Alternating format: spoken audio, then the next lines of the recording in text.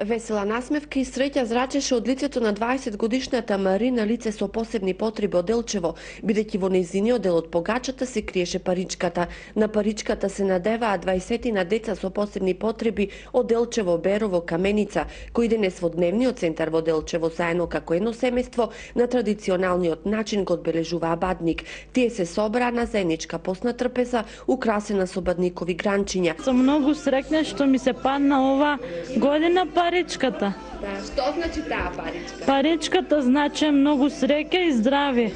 И се крши паричка со колоче и да се запали свеќа.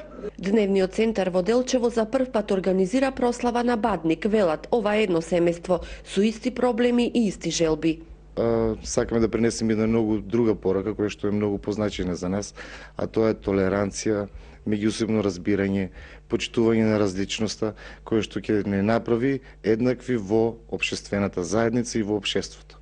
Подароци новогодишни пакетчиња овие деца добија од представник на интерпарламентарната група за лица со посебни потреби.